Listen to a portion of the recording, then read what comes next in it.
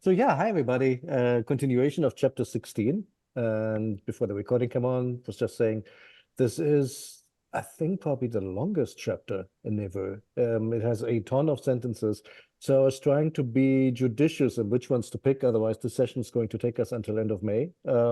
So I picked about a third of the sentences to illustrate the key points, or at least what I think Never would think are the key points. And the one sentence with the mud bricks in there is actually one of the examples, so we can get to that vocabulary item in a moment. Great. I volunteer for that when we get there. All right, awesome. So yeah, then without further ado, let's go right into it. Last time, so remember, first present could be as simple as just a subject followed by some kind of adverb, like I there, I am there, I here, I am here. It could be a prepositional expression, like the donkey is with me, the nice example we had there last time, basically using preposition plus a suffix, or it could be something much longer as well, as we saw in this kind of mind-bending or blowing example where you have a whole relative sentence nominalized, put behind a preposition, and that's your adverbial expression.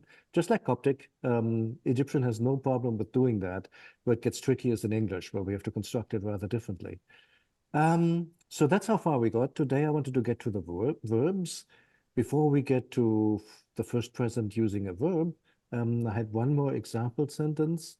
Maybe I'll do this one real quick, just to close out that section. Ben Wenef Irmai. So this is this long group writing for that new preposition with, which later becomes nim in Coptic with. It's just spelled very differently.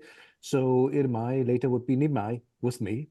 So Ben Wenef Irmai, yeah, spelled Iuna, Juna, or Jwana, but really in Coptic that becomes an. So in Coptic it would be like un wenif nemai an. He was not with me. And it uses this kind of sandwich negation where you have a negative un or bun at the front, and like ne pas in French, you have some kind of bracket closing it out at the end. And it's not used in all constructions, not in all forms of the first present, in a fair amount of them.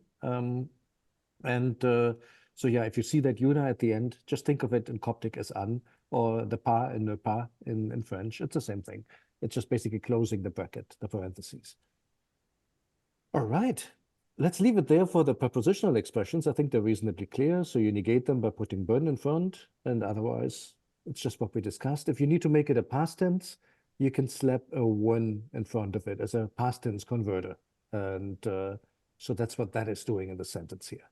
Because the sentence itself, any kind of straight adverbial sentence without a one, doesn't really have any time marking. It's just same time as the main action going on. All right, let's go into the verbs. So same logic as for the normal adverbial sentences. You have a subject, and then you use a kher as the preposition. With some verbs, you use an M instead. We'll get there in a moment. And then comes the verb itself, and then there can be other expressions. And that essentially gives you a sentence, like for example, in this case, let me do this one. Tun, or tun actually, kher moet in gekker. Anybody want to take a guess at what it means? We are dying of hunger. That is absolutely correct. And so how is that constructed? It's that pseudo-verbal again. So you're using her plus infinitive to make an adverbial expression, and then you stick the new subject pronoun of Lady Egyptian in there. And basically, like you said, means we're dying. And in this particular case, for hunger, or more idiomatic in English, we're dying of hunger. Perfect. So yeah, that's how it works. I have a few more example sentences. And Rebecca had already signed up for number 3. Who wants number 2 in the meantime?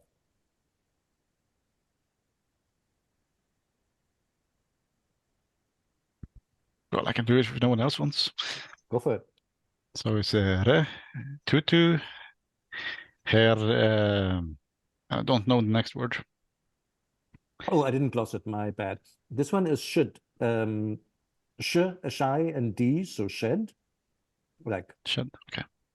hang on, let me. So I should have transcribed that. Bear with me. Shed, to take away. Okay. So Baku, FMD, Rempet and Rempet.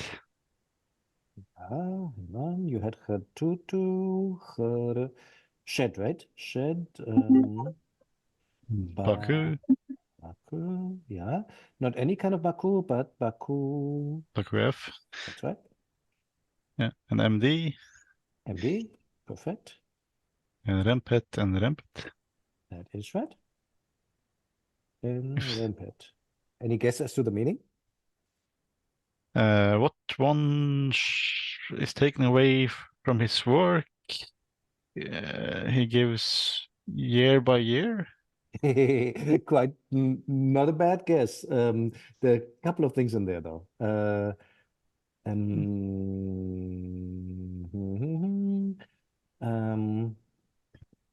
so her is and not when.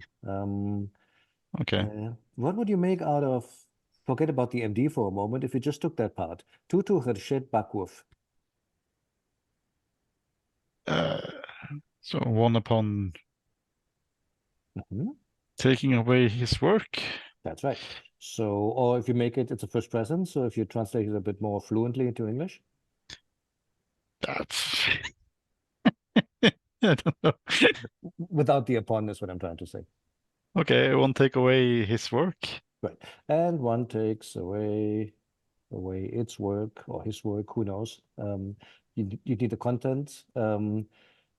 MD. And this trading, isn't it, or exchanging? Actually, it's with, becomes It's with, implement okay. object.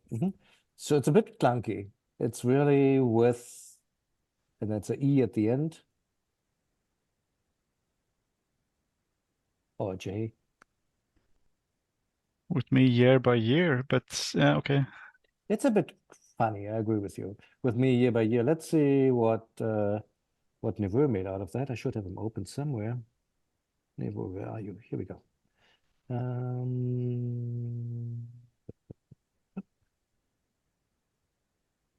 Let's see how he translated it.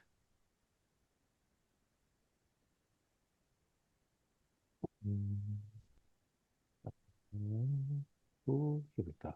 And one extracts from me its work year after year, is how he translates it. Okay. I think it would help to know the context. But yeah, that's essentially what it is.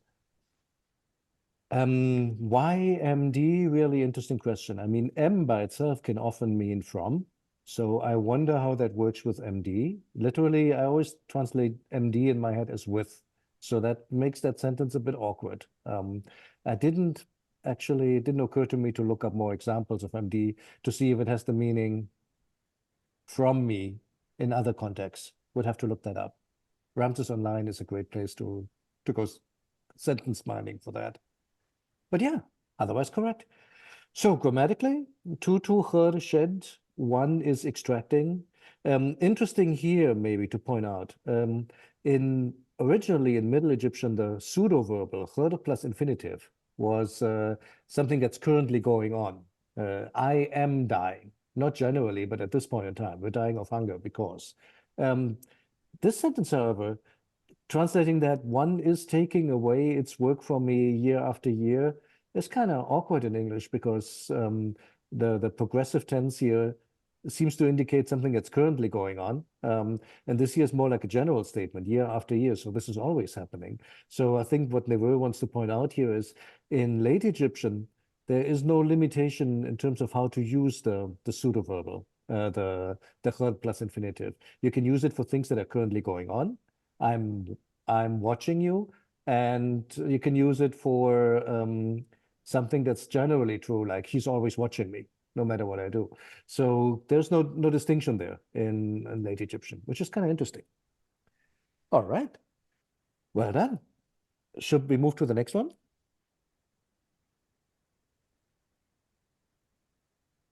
And this one is a bit more involved. I would start with the first part and then do the second one like bit by bit because there's a lot of vocabulary in Okay. this one. Set her irt Yeah. tai sun irput Hang on, too fast. Tyson. After Tyson, Ipet, you said? ir ir um yes I- irput. Ipet, yeah. No R in there. Ipet, yeah. Where are we now? I'll make it a bit bigger. Okay, thank you. Yeah. Then the where so show me on with your cursor where we are in the hieroglyphs. We're here. Okay, so that is the That's right. Debet. The thing that looks like a sh at the end is actually just a little stone. So it's a determinative. So debet. Yep. I think that might be the mud mortar That's right. Or bricks. brick, honestly, but let's get to it. Yeah. Ma n ma n this means something to do with a day or a season. Right. So mene is every day. And in Coptic, I think that's what it still means in Coptic. Can anybody help me out? I believe mene is still every day. Let me check that. And I think in earlier Egyptian it means something else. It means, let's check that out real quick. Little bunny right here. You forgive me. Coptic. Daily? Something like that, right? I think so, but that's one of those interesting words that changes meaning over time. Mene is daily. So in Coptic, it just means daily. In late Egyptian,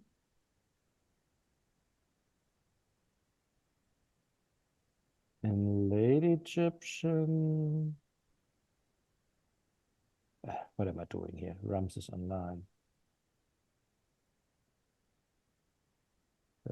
Simple search. Minute. No, not minute. A minute. So here we go. A minute is basically a fixed expression for daily. But then if you go to, where do I have the TLA? And I apologize for the extra detail here. There you are.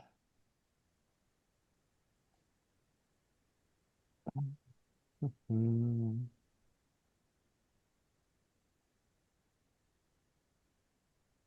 Isn't it mean earlier? Yeah, mean is today. Spelled differently though. Sorry, I may be mixing two things up because mean is really spelled with a J in the middle. I may be mixing things up. My bad. So let's just stay with the word that we have here, mene, which is daily. Okay, show me the cursor as to where we are in the hieroglyphs. Over here. And we've just done that, mine, yes. Then bun tui hra That's right.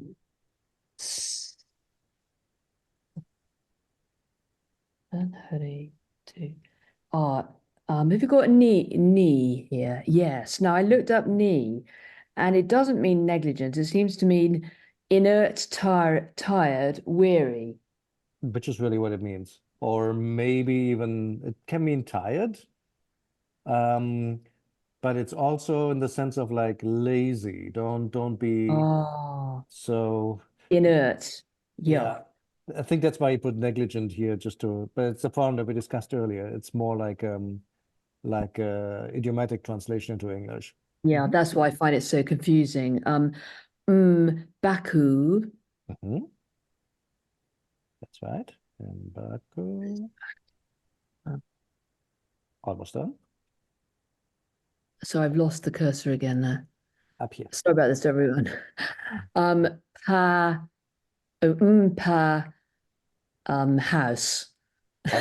House is better, like in Pharaoh. Temple, perhaps. Mhm. Pra, Better. pra, and I can't remember what that Australian throwing symbol is. The Australian what?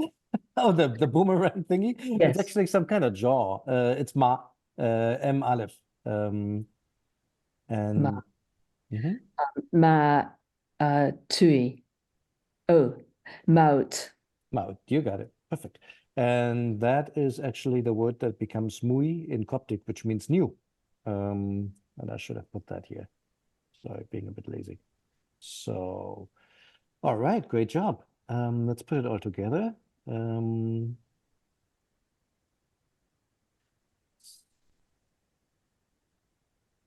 So, sret ire taisen ipet deba emenet. Let's start with that because, yeah. So what would you make out of set ire? He did something. So ire in Coptic is? Ire, to do. That's right, or make. And se is really same as in Coptic, they. Se ire. They, upon making. Right, exactly. They are making. Now, what are they making? Tyson, that would be, I think, Teo in Coptic, because we don't use that son pronoun anymore. But so Tyson epe, Tyson ipet, Tyson ipet. Ipet or epe is number. They're making numbers three. Not necessarily three, but for example, how would you say my number? You, e. There's an E in there, right? How would you say it in Coptic? I don't know, my brain's gone at the moment. So because I don't know, I've forgotten. Okay, no worries. So in Coptic, when you want to put a possessive article in front of something, right? And you take the normal article and then you expand it a little bit. Like, for example, et becomes ta for my, or tek for yours, speaking to a man, or oh boy, what is it for the female version? Is it te or tu? I always get confused about that. And then tef and tes and ten and etc. So you basically take the article and you glue the suffix pronoun after it, right? Late Egyptian does the same Oh, things. anok. That one's different. That is more I in this as an absolute pronoun, like moi in English. Moi, I didn't do it. Hang on, let me help out a bit. So if da, ish, come on. My. Right. So if ta is ta ipet is my number, is the number, then tai ipet. I thought it was my. I thought it was ta in Coptic for my. Ta, that's right. Yeah. This becomes Okay. ta. So this in Coptic would be this Tai would be needs. ta ipet. Ipe, jeez. My number. And if you wanted to make it theirs in late Egyptian, it would basically be Set. exactly sen. That's what it is. In Coptic, you don't do that anymore. You use what is it? I think it's teo, if I'm not mistaken. I think like this or like this. I'm honestly not sure how to spell it. I'm much Yeah. better at reading it. But yeah, in late Egyptian, you can still use the old sen. So Tyson ipet. My number. Ebit. That's What's right. Mhm. what's Ebit? Number, like you said, my Oh, I number. see. Or their number, I should say, because it's sen. So set ire Tyson ipet. They upon doing, Or making, yeah. making it their number Number of what? The number of debit. of bricks That's right. A minute. of minute. That was the, oops. Every day. Oh yeah. Mhm. Oh yeah. All right. So you have the first part. They are making the number of bricks every day. Want to try the second one? I'll try a teeny bit more and then I'll give up. Bun tui Mm-hmm. pra ni, Mm-hmm. which is a lazy word. Yeah. Baku Mm-hmm. pa pra maut Mm-hmm. That's right. So tai san ipit. that was just for the explanation. So the sentence ends at mouth. Sorry, I'm really struggling. Right, bun, not. I not Mhm. upon being lazy That's right. of Baku. I don't know what Baku is, I've forgotten. Work. Oh, of work. Of pa is this my then? Or the Isn't it annoying? It's the. If it were my, the it would be pai like this, but it's just the. the temple or house. Mhm. And it's not of death. So what is it? New That's right. house. Of the new house. That's right. So that's exactly it. It's probably a letter to your superior or this person's superior, basically assuring the superior that they are making the daily number of bricks, and I'm not being lazy in the work of the new house. In other words, relating to the new house, whatever exactly is going on there. But just progress report that hopefully whoever is in charge of the whole construction is not coming down on him to tell him that he has to work harder. That's essentially what he's trying to do here, the author. So yeah, well done. That was a complex one. No, it's just I'm so bad at it. Sorry, everyone. No, you're doing well. Not at all. So, and again, as so often, like half the sentence could be Coptic, with minimal changes. The her falls out. She would say se ire, not se her ire. This stays almost the same. The dove is still there. The emene is still there. The bun becomes n. The tui becomes t. Neni, I'm not sure if that's still around. If it is, then it's I haven't seen it. Also, per disappears, unfortunately. They use a now for house instead of por or something, which is what you would expect. Christian says that Jenepor, the roof, literally is the head of the house or like the top of the house. So maybe it lives on in that combination. Mui is still around, new. So like almost the whole sentence could be cast in Coptic if you really wanted to. In terms of grammar points, yeah, two Chord plus infinitive constructions. And if you want to make it negative, you just slap the n in front of it or the bun in late Egyptian. That's it. Well Also, a done. quick question about the Taipet. Um, is it so to tell the difference between that and this number? Would this number be have Tai following the noun, like No, an adjective, or great what? question. Okay. No, that's Middle Egyptian where you have the demonstrative following. So it would be ipet 10, I guess, as one of several options. But Thai always comes before. It would look like this. Thai ipet, this number. So this is this number, not my number. I was just checking because This, because in Coptic there's I trying to remember, I think it's like there's Pi Tai Nai, right? And that comes before, and that a little can be a little before the noun. It can be a little confusing with like uh like like Pekran, like your name, or Ukran, uh yeah. or those sorts of things. So I just want to check, is this my number, or is like, because the T is there because it's feminine, because it ends in a T. Correct. and this is this number. Yeah, Uh, correct. Okay, just want to Let's make sure. No, this is good. Let's do it real quick. So, wrong font. This only works with the right font. Here we go. TR. So, oh, cursive hieroglyphs. Beautiful. Let's make this uncursive.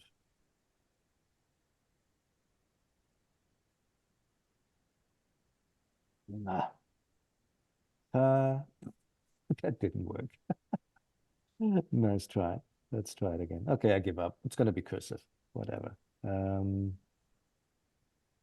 I didn't know it would do that, italicized hieroglyphs. I just found out. Yeah, apparently it does. So ipet y1. There we go. Taipet would be the number. Now, if you want to make it this number in Late Egyptian, Oh, that is written twice. essentially yes. Okay. Okay. Now, if you want to make it my number, it would become. I'm making my numbers like in sales or something. So it would be tai. So the way you would transcribe that would be ti, like this, and that becomes With the indeed suffix pronoun in it, yeah, with the man.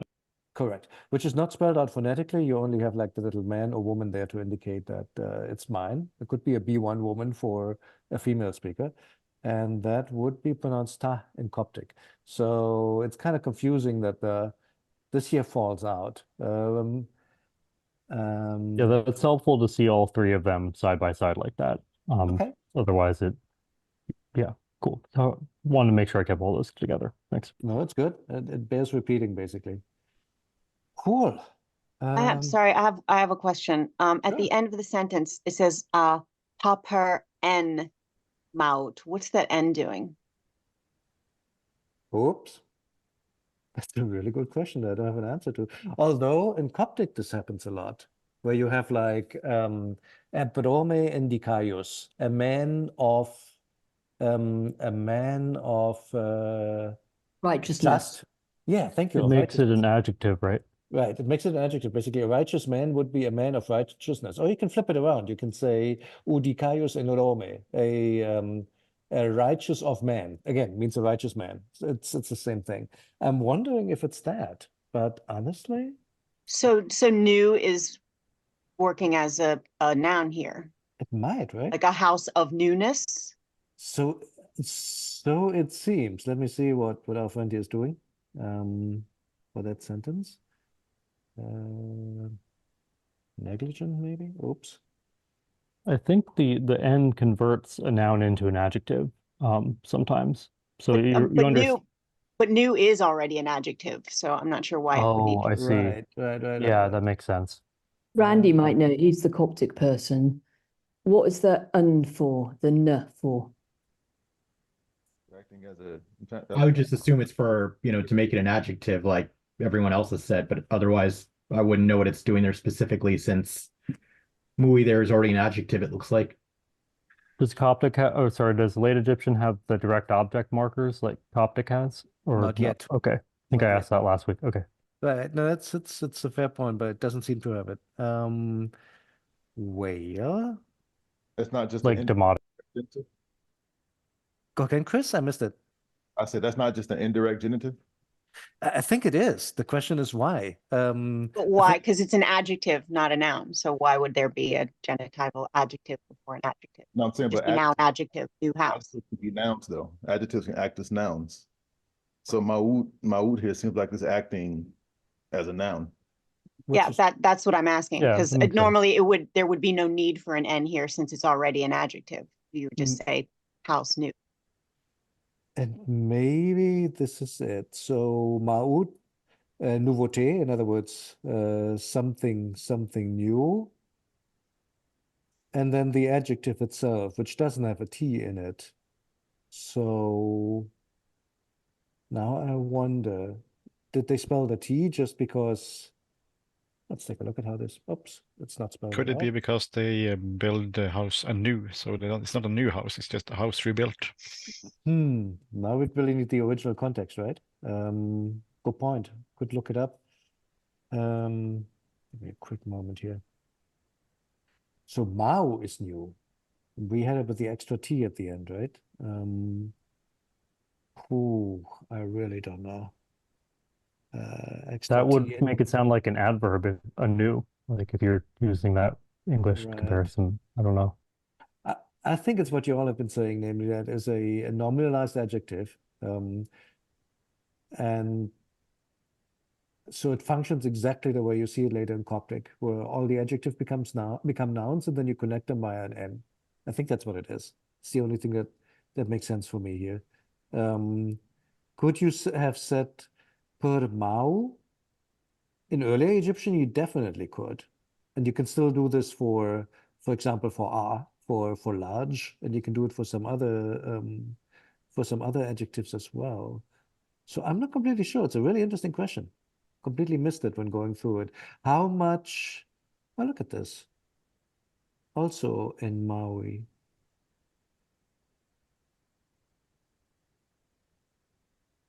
What time is this from? Apparently quite late.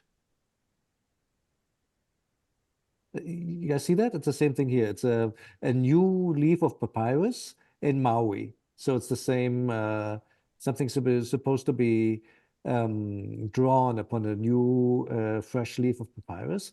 And they're using the same thing with the N here. I think that's a really interesting follow-up, honestly. Here Could as this have, well. oh, sorry. Hmm?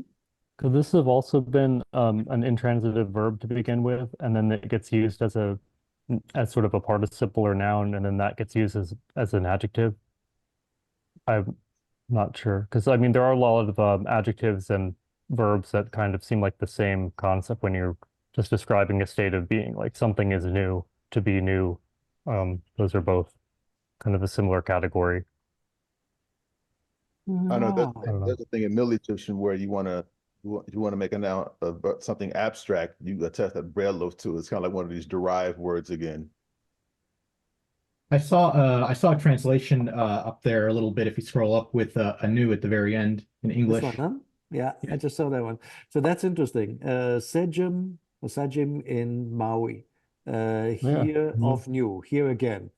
So you can definitely use it as an adverb, which is interesting. Just like we had. Cool. And that's interesting too, because I don't know if it actually is used as an adverb in this case, but assuming it is, it's from what I've seen, it's pretty common in Coptic for any sort of adverbial word, like even like time work, like yesterday, tomorrow, daily. They usually have an N in front, like yesterday, like nsaf or nraste for tomorrow, or Mhm. nwaish, like at a time, like somebody once did something, or mena, daily, or maybe in this case, mui would be like anew, assuming that's what it means. Is it still a mui in Coptic? And you? Uh, I've seen it like in the dictionary. I haven't encountered it like as Oh. usually the word new is just vere in Sahidic. Mhm. Mhm. Yeah, Um, and it can be mui or yeah, muui. I think Very the cool. mui meaning for new in Coptic seems pretty rare, at least in Sahidic, but I think it still exists. Very cool. And guys, just look at this. Like, for example, here we have some kind of jar. It should be written upon a new jar for whatever reason. Upon a jar of new. So that seems to be the way to actually construct this with an N. Why beats me, but I see way more. I didn't search for the combination. I just looked for the word new, and it appears here everywhere with an N in between. So it looks like this is a thing, basically. So Really it's cool kind of stuff. like of newness. Mhm. I'm looking for a house of newness. Mhm. I must say, because I do more Coptic than I do Egyptian, it just seemed completely natural to me. Yeah. If you come from Coptic, this like makes perfect sense, right? That's kind of what you would do automatically. But if you come from Middle Egyptian, it's like, why? What's going on here? So it's really a question which end you're coming from. Really cool point. Thanks for pointing that out, Aaron. And on that subject, just a plug for the random person that's watching this in 20 years' time. I've now got to chapter 20 of Lamdin, Mhm. Christian Ramesses course, and he goes into a long thing about why he's doing Coptic, and he wants to be really unusual and making Coptic as a way into Egyptian, not to exclude people like me who would have no chance in hell of learning it if I didn't have a vague understanding of Coptic. And I suddenly realized, yes, and that's why I'm so grateful that you keep going on about Coptic, because the only way I can't understand the grammar, but I can understand the Coptic. I mean, not to go on too far of a bunny ride, but that's how this whole idea came about. That's what Christian initially wanted to start with his hieroglyphic Egyptian course, which essentially was late Egyptian. First introduce people to Coptic and then use late Egyptian as a way into the earlier stages of the language, because it's a bit, at least from my perspective, less arcane than Middle Egyptian. Middle Egyptian being a bit more complicated, for example, in the verbal morphology, how many Sejm Fs are there and things like that. Having no articles, it's in my mind not, no, I shouldn't go too far, but personally find late Egyptian easier to pass. Let's put it this way, and easier to start with. So that was the idea that Christian started with. The only thing is, unfortunately, due to his move, he couldn't continue the course, and that's how this was born. The idea was, well, let's continue what he wanted to do. I personally wish you could start with late Egyptian in the university. That would be cool, but I don't think this is done anywhere in the world, even though it would make so much sense. But it's always go for middle. And there are good reasons for why. Middle is like Latin. You have it like from the beginning to the end of the hieroglyphic era. It's constantly written for all texts of the highest norm. So for anything that is on a temple wall, that's funerary, a lot of what you're basically going to find is going to be in Middle Egyptian. But a lot of the interesting stuff, like day-to-day letters and the like, you're going to have in late Egyptian. So it's not really an either or. Why not just start here? So Yeah, yeah, no, I thanks think for the it's plug. no, Sergio, a very great plug, and we pay homage to our great leader in Germany. That's right. That's right. You'll be happy to hear. Okay. Let me do the last one real quick. Only thing I wanted to point out here is that for verbs of motion, you can have M instead of her. You can have both, but you'll find M, which you wouldn't find with any of the other verbs here in the sentence. So, Yasu, ched, erpa chepset, because, or indeed, but I think here let's say because, that's how they were headed, because he, in traveling downstream or traveling northward, ched, pa chepset, to the Hepset, to the Set festival. And the important grammar point here is he didn't say ched, uh, because he's traveling, but saying emchet. If you want to say that something is currently ongoing with a verb of motion, you can use instead. And that's something you already find in Middle Egyptian. So this is not new. Both of those constructions are also present in Middle Egyptian. They just become more prevalent in Late Egyptian. So that's really it. If you see an here instead of a kher, it's the same thing, just for verbs of motion. Let's go on a bit. I'm going to talk through this one real quick. That's just a quick recap. Neveu also covers the negations. We've talked about the negations earlier, so I didn't think we'd have to do it all over again. Basically, if you have Abramich Sajim, the man is hearing or is upon hearing. I've deleted the khr in between, but it could also be pa ramich khr Sajim. If you want to make that negative, you just slap a bun in front of it, and that's it. If you have the whole thing with a pronoun, so T Sajim, I'm upon hearing, I'm hearing. Again, it just becomes N T Sajim, I'm not hearing. You don't need the an at the end necessarily. I'm going to skip the rest. We've talked about that before. The only thing there to point out is that maybe if you have like a dependent you in front of it, circumstantial, the bun comes after. So it doesn't go all the way to the beginning of the sentence. It comes after the you. And like I said, you can have an iuna or Coptic an at the end to close the negation out. That's done for nominal sentences, for adjectival sentences, for some adverbial sentences, but not all. I wouldn't be able to give you the rule which ones take it and which ones don't. I haven't seen one, although I'm sure there is one, when you use the an and when you don't use it. All right. Any question on the negation? Otherwise, I'll go on. All right. So now we come to the last topic in 16. It's a slightly longer one. So far we've had first present with adverbs, with adverbial expressions, with adverbial expressions involving an infinitive. So that gives you the pseudo-verbal that we just talked about, I'm upon hearing. And now comes the stative that we dealt with a few weeks ago. It's formally equivalent to the other construction. So you use the same type of subject pronoun. Then you have the stative afterwards, of course, with its stative endings, which are a bit complicated because they start out very well differentiated. Qui for the first person, or que, how it's often spelled. Then ti or tu for the second, at the end of the verb. The third person and the masculine traditionally doesn't have anything, or maybe if it's a weak verb, one that ends in a weak consonant, you may get a y. For the feminine version, it becomes a t. Plural, n. I would say et as well. There's an older ending. Not going to go into this right now because we're talking about Lady Egyptian. And then the third plural behaves like the masculine singular. Most of the time, you don't see anything at all. It just looks like a naked verb. And then as you go along with time, more and more of these turn into t's. It starts with the first person plural can become a t instead of an n. Then eventually the first person singular can also become a t. And essentially you're left over with this paradigm where either the stative isn't marked at all, or it has a t, and that's exactly how you find it in Coptic as the qualitative, where typically it looks like the normal verb, but it has a different vowel pattern, or it can have a t at the end. And sometimes you have one in one dialect and one in the other dialect, where, say, Bohairic may have an extra t and Sahidic doesn't, or vice versa. This happens, and it's pretty much, I think, unpredictable which way you end up.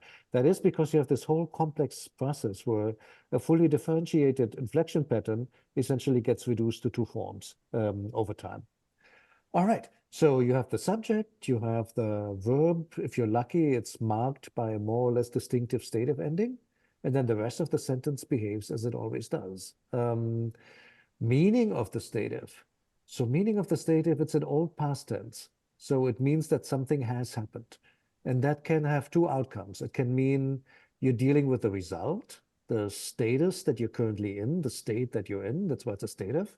Or with verbs of motion, it can still have a past tense meaning, like I entered, I went, etc. You can still use it as a narrative past tense. However, in all other circumstances, it indeed has like this is the state that we're currently at kind of meaning. Yeah, so much for that. Maybe somebody wants to take this first sentence from Wendermoon. Can I ask a quick question? Which Yes. page is this on in Nive? Oh boy, hang on. And does he call it the stative or the qualitative or what? Good question. Let me see what he calls it. And are we still in chapter 16? We are indeed. It is. He calls it a pseudo participle on page 63. The predicate is a pseudo participle, which is, I mean, yeah, it behaves a bit like a participle. All names are somewhat appropriate. It's called the old perfective because that's what it is historically speaking.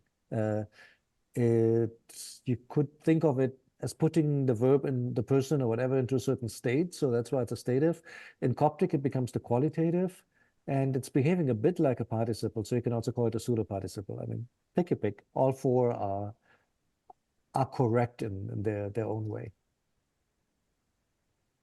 All right, verbs in the sentence: chai, to steal or to rob, jiwe in Coptic, and emoro, which is still a harbor in Coptic. Not the only word for harbor, but one of the possible words for harbor. So, any takers? Yeah, I'll go. I can take it. Oh, go ahead, Chris. Oh, okay. Okay. All right, so we have. Are you going? Okay. So we have D, chai, or Dewey. Yeah, Chai. Mhm. Du, Right. Ni Tayak Mer. That's right. Cool. What do you make out of it? I subject state of fears. I was robbed, That's right. and I want to say at your harbor, but it's Ni. There's a trick to it. Any idea Yeah, what it could be? Ni. Sometimes I know sometimes they'll switch. Um, Wait, I was robbed at your harbor or in your harbor. Right. Ni- But what would be in your harbor? Oh, a harbor belonging to you. So Ni Ek or You were on the right path before. How would you oh, say in your harbor, you think? in your harbor. Oh, well, you could say M Thayek. Yes, exactly. Okay. It's just that NM confusion, which later in Coptic becomes systematic, where essentially it depends on what consonant follows. It's just a way, at this point in time, the two are one. So N and M become the same thing, and they often spell N for M. So you were there. I was robbed, N teig, or M teig, or Embra. And also I've seen them substitute the M owl for the new bowl too sometimes in certain papyri. I know in the capture of Joppa, no, in the Api, the battle between Apepi and what's the pharaoh's name? Apepi and Sinras, not Sinras, I forgot his name. Anyway, in that papyrus, I remember they would substitute the M owl for the new bowl. So I guess some of the same kind of stuff is going on between ni and M, these nasal Oh, sounds. interesting. I'll have to check that out. I don't remember that one. Nu for M, Mm-hmm. that is kind of extreme. I'll check it out. Interesting. I'll take a snippet of it and I'll post it. Oh, that would be awesome. Yeah. So, what did you have? I was robbed, or I've been robbed. Yeah, I've been robbed in your harbor. That's exactly it. And so, yeah, that's why I put both here in English. I mean, you could see that as a past tense, I was robbed, but honestly, at this point in time, it's really more it's a stative thing. So I've been robbed. I'm now one who has been robbed, basically. So that's the state I'm in. Oh, you want me to be, oh, look at that. It puts an extra U. All right, fine. Cool. Well done. Any questions on this one? Or anything to point out? I think you left out an R in harbor. Doesn't have an HAR? Maybe that's a different. An R in Is here? it spelled? No, in the word harbor. Is it? Oh, yeah. Yeah, There we go. Cool. funny the complaint about the missing U, but not the R. Thank you. No worries. I wasn't sure if there was like a British spelling that was different or something. Nope. But you have my completely non-rhotic German accent coming into play here. No worries. Yeah, I Harbor, understand. harbor. You're spelling things how they're pronounced, not how English is. Yeah. My bad. Thank you. The only No thing to problem. point out is in Middle Egyptian, you would have expected a Q. Like it should be, I think you would have expected this here.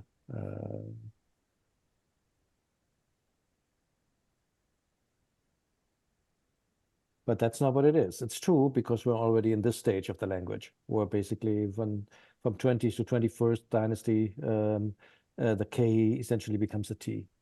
The same thing happens in some Semitic languages.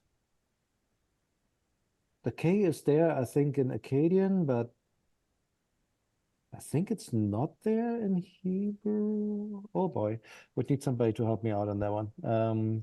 But I think that is correct. Oops, now I messed everything up.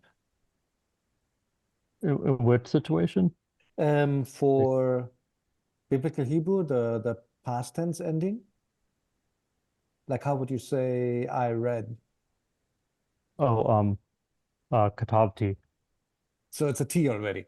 Yeah. So the ku that you would find in Middle Egyptian, Old Egyptian, and in Akkadian has already become a T in Hebrew. And the same thing happens in Egyptian as well, where the case in the first person becomes a T over time. It's a parallel Oh, development. cool. That is kind of cool. I wonder if that has to do with the Canaanite vowel shift, if they're sort of at the same time that happens, because that definitely happens in Hebrew, and then with the O, with the A to O or whatever. Mhm. I'm sure people have written books about that. Who knows? Probably. All right. We have maybe one more left. I'm looking at the clock. Looks like we still have 3 slides for the next time. Yeah, somebody want to try this one? I can try. All right. Pawen, Su, D2, and F. Mm-hmm. You're gonna have to help me with Pawen. I don't know that. Pawen is a special expression which means because. Okay. So because he is given to him. Because it is given to him, maybe? That's right. That's right. I'm not going to switch over to. Oh, I am. Let me just take down what you just said. Pawen su D to naf. Because he is given to him, or Neveu chooses the slightly clunky because he is allocated to him. He does that to basically indicate, I think, that this is really a present state that we're talking about. It's not a past tense kind of thing. But he's trying to say that that's what it is now. This, of course, as usual, it's a donkey. And the donkey is now for or with that person, essentially, him. This one really bothered me. Why? Because the donkey in question is a male donkey. I looked it up. I mean, first I thought Su, sometimes they spell Su for set, female, feminine. So it could have been a she donkey, the word exists, but it isn't. In the original, they're talking about a male donkey, ba-ia. So it's because what I couldn't figure out is why is there a 2 at the end? If you look at our little chart, a T or 2 should only appear for the third person feminine. And here you're talking about definitely a male he that's being given. So the stative should really be simply D. There is nothing else following. So it's not our very familiar 2 that you sometimes write because you like want to bring out the ending of the infinitive or something, but that's not it either. And then eventually, after search long enough, I Kind forgot of like who has passive it. almost. Go again? It's kind of it's like a passive, isn't it? It looks like it, but it can't be syntactically. I mean, Right.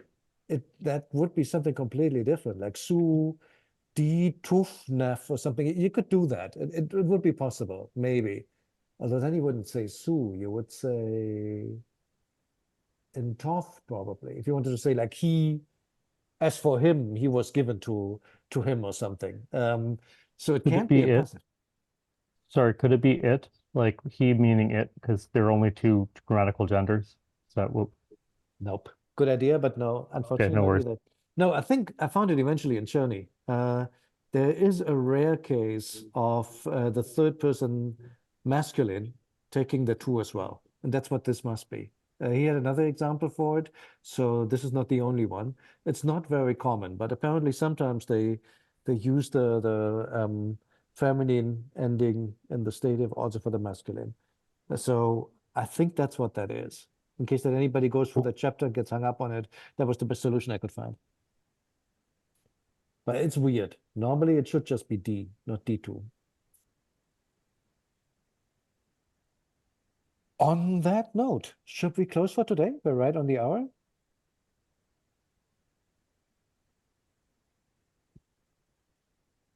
Not getting a major objection, so I would say see you all, see you all next week for Ramses. Not for Ramses, for Horace and Seth, if that's what you're joining. Otherwise, in 2 weeks, and then we're going to close out this chapter. I should probably have some homework as well, I'm thinking.